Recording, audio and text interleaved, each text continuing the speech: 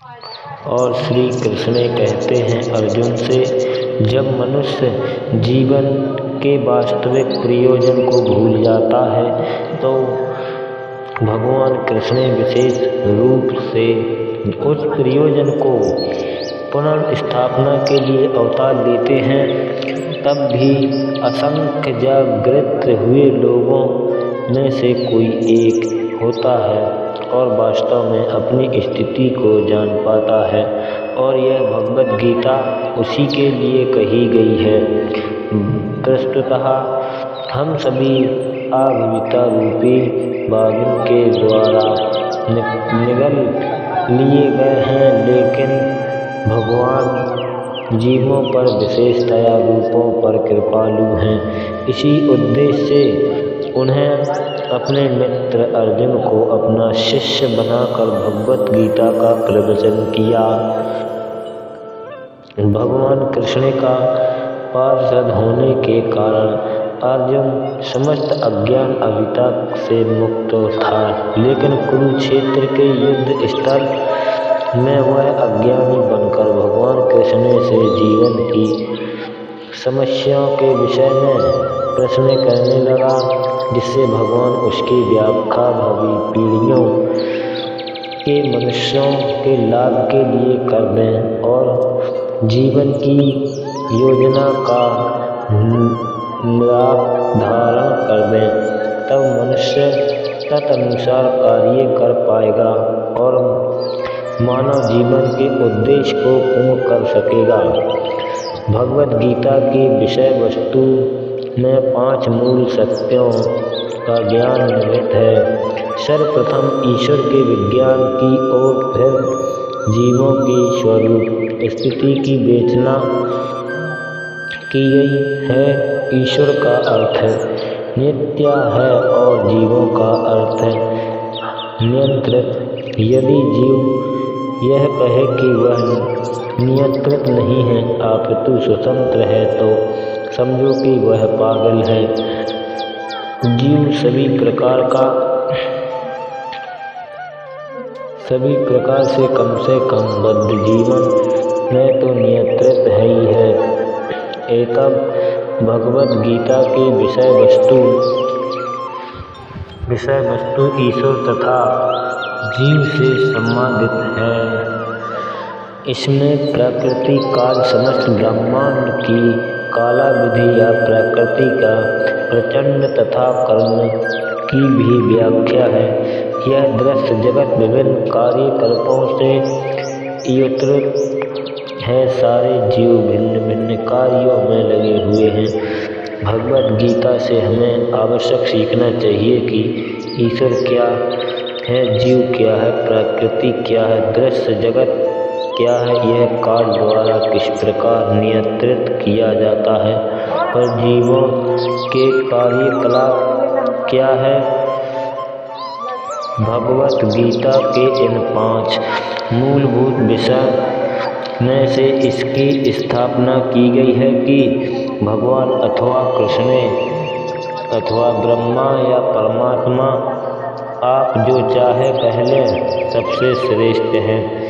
जीव गुण में परम त्याग के ही समान है। उदाहरणार्थ, जैसा कि भगवद गीता के अनुसार विभिन्न अध्यायों में बताया जाएगा, भगवान भौतिक प्रकृति के समस्त कार्यों के ऊपर नियंत्रण रखते हैं। भौतिक प्रकृति स्वतंत्र नहीं है, वह परमेश्वर की अध्यक्षता में कार्य करती है। जैसा कि भगवान कृष्ण कहते हैं, मध्याक्षर प्रकृति श्रूयते सरचराचरम। भौतिक प्रकृति मेरी सक्षता में कार्य करती है। जब हम दृश्य जगत में विभिन्न विचित्र बातें घटते देखते हैं, तो हमें यह जानना चाहिए कि इस जगत के पीछे नियंता का हाथ है। बिना नियंत्रण के कुछ भी नहीं हो पाना संभव है।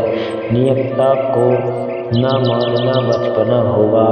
उदाहरणार्थ, एक बालक सोच सकता है कि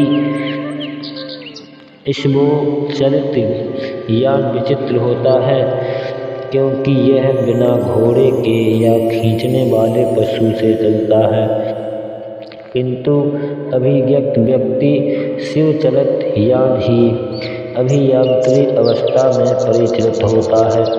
वह सदैव जानता है कि यह अनियंत्रण के पीछे एक व्यक्ति, एक चालक होता है। इसी प्रकार परमेश्वर वह चालक है जिसके निर्देशन में सब कुछ चल रहा है।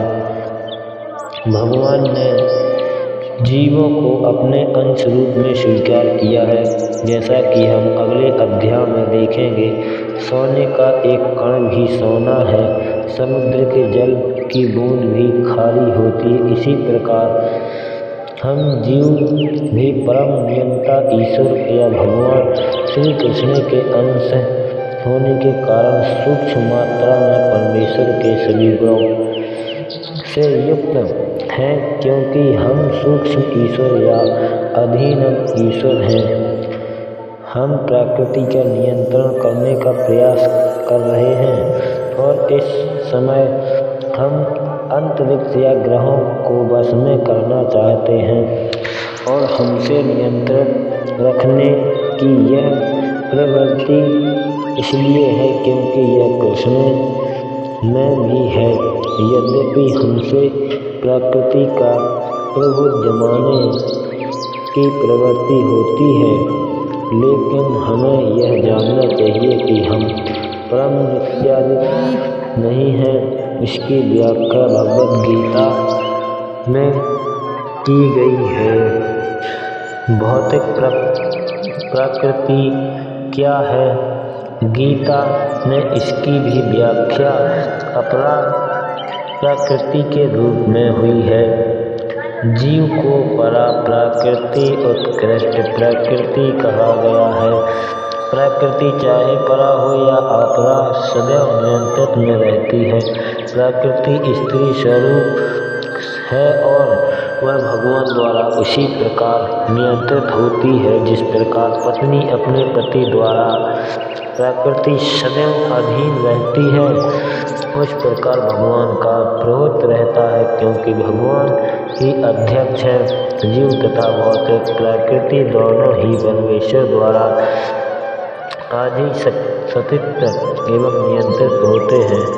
गीता के अनुसार यद्यपि सारे जीव परमेश्वर के अंश हैं, लेकिन वे प्रकृति के ही माने जाते हैं। इसका उल्लेख भगवद गीता के 7वें अध्याय में हुआ है। अप्रेयमी नत्ते यद्यपि, यह भौतिक प्रकृति मेरी अपरा प्रकृति है। प्रकृति विषम में परम जीव भूतामी महाबायो यद्यति धर्मेते जागतम देखम, इससे भी परे दूसरी प्रकृति है। जीव भूतम अर्थात जीव है। प्रकृति 3 गुणों से निर्मित है, सदोगुण, रजोगुण तथा तमोगुण। इस गुणों के ऊपर नित्य काल है। इन गुणों तथा नित्य काल के संयोग से अनेक कार्यकलाप होते हैं। जो कर्म कहलाते हैं वे कार्यकलाप अनादि काल से चले आ रहे हैं और हम सभी अपने कार्यकलाप कर्मों के फलस्वरूप सुख या दुख भोग रहे हैं। उदाहरण मान देते हैं कि व्यापारी हूँ और मैं बुद्धि के बल पर कठोर श्रम किया है और बहुत संपत्ति संकलित कर ली है। जब मैं संपत्ति के सुख का भोगता हूँ, किंतु यदि मान ले कि व्यापार में मेरा सब भट जाता है तो मैं सबका भोगता हो जाता हूँ। इसी प्रकार जीवन के प्रत्येक क्षेत्र में हम अपने कर्म फल का सुख भोगते हैं, यह उसका कष्ट उठाते हैं, यह कर्म कहलाता है। बोलो श्री कृष्ण भगवान की जय। आज के भाग में बस इतना ही। मिलते हैं हम कल अगले वीडियो में। जब तक के लिए जय श्री कृष्ण। राधे राधे। और हमारे वीडियो पसंद आने पर चैनल को सब्सक्राइब करें। जय श्री कृष्णा, राधे राधे। मिलते हैं अगले पार्ट में, जब तक के लिए जय श्री राम।